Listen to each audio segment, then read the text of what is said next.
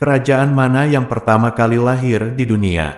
Bagaimana mereka bisa membangun peradaban dari nol? Apakah benar kejayaan mereka berawal dari mitos dan berakhir dalam kehancuran? Atau ada rahasia yang belum terungkap? Hari ini, kita akan menggali sejarah yang paling awal, mencari jejak kerajaan pertama di dunia, dan siapa tahu, mungkin kita akan menemukan sesuatu yang lebih besar dari yang pernah kita bayangkan. Kerajaan pertama di dunia diyakini muncul sekitar tahun 3000 sebelum Masehi di wilayah Sumeria, yang terletak di antara Sungai Tigris dan Efrat, kini dikenal sebagai Irak. Orang Sumeria membentuk peradaban awal dengan menciptakan bahasa tulis mereka sendiri dan membangun proyek konstruksi monumental seperti saluran irigasi dan kuil besar yang disebut zigurat. Mereka juga terlibat dalam perdagangan dan konflik dengan wilayah-wilayah tetangga, menunjukkan kompleksitas dan kemajuan peradaban mereka. Selain Sumeria, Mesir kuno juga berkembang sebagai salah satu peradaban tertua di dunia pada periode yang sama.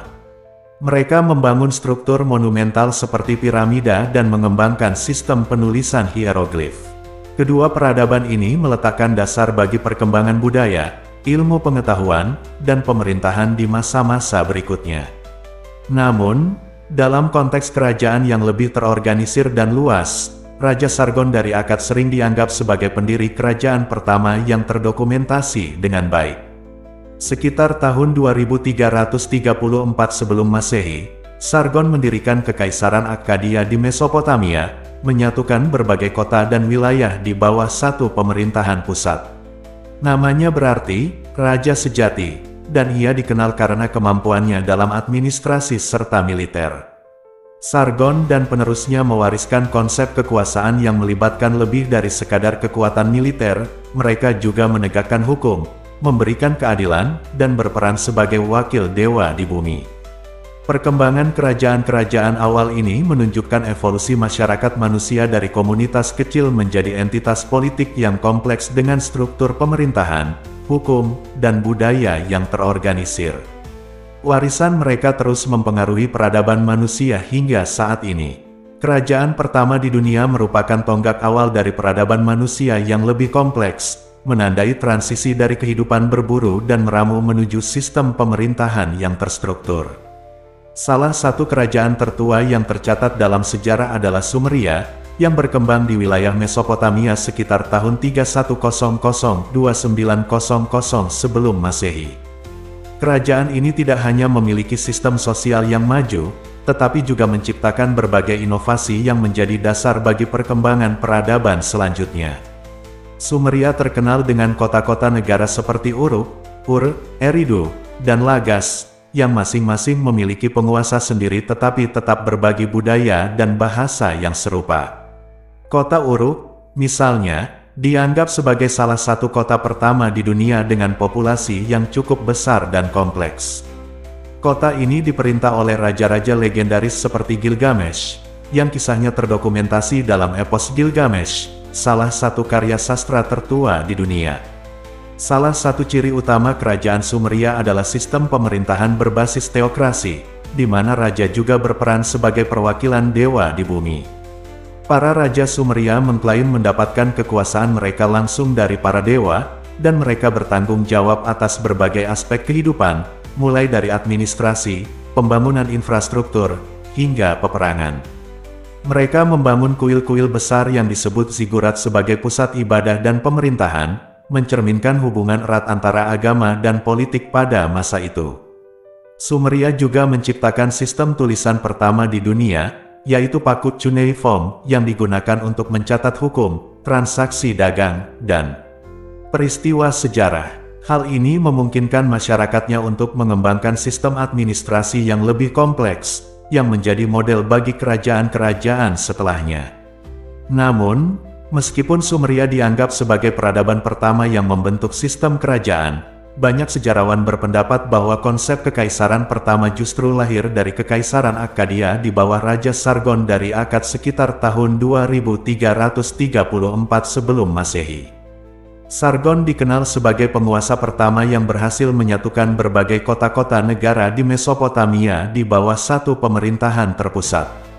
Kekaisaran Akkadia memperkenalkan sistem pemerintahan yang lebih tersentralisasi, di mana wilayah-wilayah yang dikuasai berada di bawah kendali langsung raja dan administrasi kerajaan. Salah satu inovasi terbesar Sargon adalah pengelolaan birokrasi yang lebih maju, termasuk sistem pajak dan pengelolaan sumber daya yang lebih efisien. Ia juga dikenal sebagai pemimpin militer yang ulung, dengan pasukan yang menggunakan strategi perang canggih pada masanya. Kekaisaran Akkadia bertahan selama sekitar 150 tahun sebelum akhirnya runtuh akibat pemberontakan internal dan tekanan dari suku-suku nomaden. Setelah kejatuhan Akkadia, muncul berbagai kerajaan lain seperti Babilonia di bawah Hammurabi yang terkenal dengan Kode Hammurabi, salah satu sistem hukum tertua yang pernah ditemukan. Kerajaan ini kemudian diikuti oleh peradaban Asyur yang lebih militeristik, dan akhirnya Kekaisaran Persia yang mencapai puncak kejayaannya di bawah pemerintahan Cyrus Agung dan Darius I. Kemunculan kerajaan-kerajaan pertama ini mengubah wajah dunia selamanya. Mereka menciptakan sistem pemerintahan yang lebih stabil, memungkinkan masyarakat untuk berkembang dalam bidang ilmu pengetahuan, sastra, dan teknologi. Tanpa fondasi yang dibangun oleh kerajaan-kerajaan awal ini, peradaban modern mungkin tidak akan berkembang sebagaimana yang kita kenal sekarang. Namun, pertanyaannya adalah, apakah sistem kerajaan pertama ini benar-benar merupakan awal dari peradaban yang lebih baik, ataukah mereka hanya menggantikan bentuk kekuasaan lama dengan sistem baru yang tetap mempertahankan ketimpangan sosial? Apakah kita masih melihat pola kekuasaan yang sama dalam dunia modern saat ini? Kerajaan pertama di dunia bukan hanya sebuah struktur politik, tetapi juga sebuah sistem sosial yang membentuk peradaban manusia menuju kehidupan yang lebih terorganisir. Dalam konteks awalnya, kerajaan lahir dari kebutuhan manusia untuk bertahan hidup dalam kelompok yang lebih besar, mengelola sumber daya, serta mempertahankan wilayah mereka dari ancaman luar. Salah satu kerajaan pertama yang muncul dalam sejarah adalah Sumeria, sebuah peradaban kuno yang berkembang di Mesopotamia sekitar 3100 sebelum Masehi. Sumeria tidak hanya dikenal sebagai peradaban yang pertama kali menerapkan sistem pemerintahan berbasis kota negara, tetapi juga sebagai tempat lahirnya banyak inovasi yang mendasari kemajuan manusia. Dalam kerajaan ini, setiap kota memiliki raja yang berkuasa dengan sistem politik berbasis teokrasi, di mana pemimpin dianggap sebagai perwakilan dewa di bumi. Hal ini menciptakan konsep kekuasaan yang bukan hanya berbasis militer, tetapi juga religius, yang kemudian diwarisi oleh banyak kerajaan besar lainnya di dunia. Salah satu pencapaian terbesar peradaban Sumeria adalah sistem tulisan paku cuneiform, yang memungkinkan pencatatan administrasi, hukum, perdagangan, dan sejarah.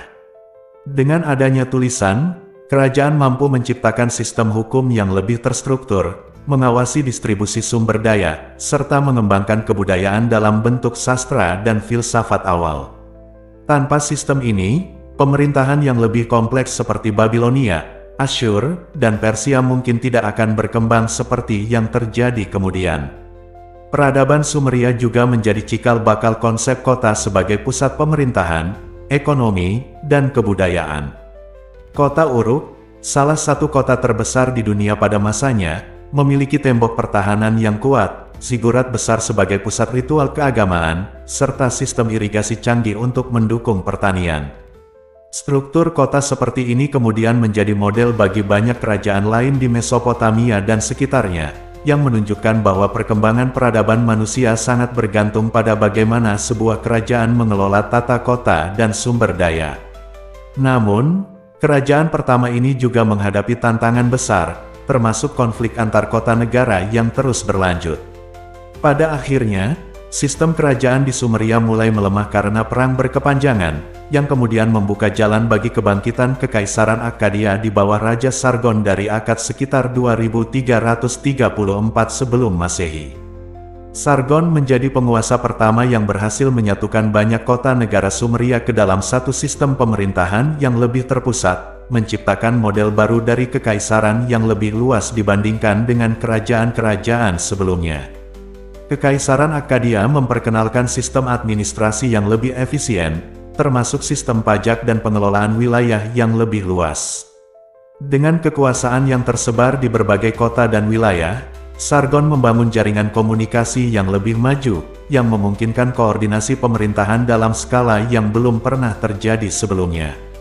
Ia juga dikenal sebagai pemimpin militer yang inovatif, dengan pasukan yang tidak hanya bergantung pada kekuatan fisik, tetapi juga pada strategi yang cermat dalam mengelola logistik dan penguasaan wilayah. Namun, seperti halnya semua kerajaan besar dalam sejarah, Akkadia pun akhirnya runtuh akibat kombinasi dari faktor internal dan eksternal. Pemberontakan dari wilayah-wilayah yang dikuasai, ketidakmampuan dalam mengelola stabilitas politik, serta serangan dari suku-suku nomaden seperti Guti menyebabkan kekaisaran ini melemah dan akhirnya jatuh. Peristiwa ini memberikan pelajaran penting dalam sejarah bahwa sebuah kerajaan tidak hanya harus memiliki kekuatan militer yang besar, tetapi juga kestabilan dalam aspek sosial, ekonomi, dan politik untuk bisa bertahan. Lama setelah runtuhnya Akkadia, muncullah Kekaisaran Babilonia di bawah kepemimpinan Hammurabi yang terkenal dengan Kode Hammurabi, sistem hukum tertulis yang mengatur kehidupan masyarakat dalam berbagai aspek, termasuk hukum pidana, perdata, dan perdagangan. Kode ini tidak hanya menjadi dasar bagi hukum di Babilonia, tetapi juga menginspirasi sistem hukum dalam banyak peradaban lain di dunia. Babilonia juga mengembangkan sistem perpajakan dan pengelolaan ekonomi yang lebih kompleks, yang memungkinkan kerajaan ini mencapai kejayaan selama beberapa abad sebelum akhirnya runtuh akibat invasi Asyur dan Persia. Dalam perjalanan sejarah, kerajaan-kerajaan awal ini terus berevolusi, membentuk dasar bagi sistem pemerintahan yang lebih maju seperti yang kita kenal saat ini.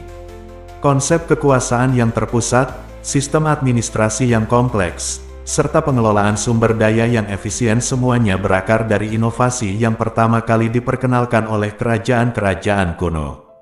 Namun, pertanyaan yang muncul adalah apakah sistem kerajaan ini benar-benar memberikan manfaat bagi masyarakat, ataukah hanya menjadi alat bagi sekelompok kecil penguasa untuk mengendalikan rakyatnya.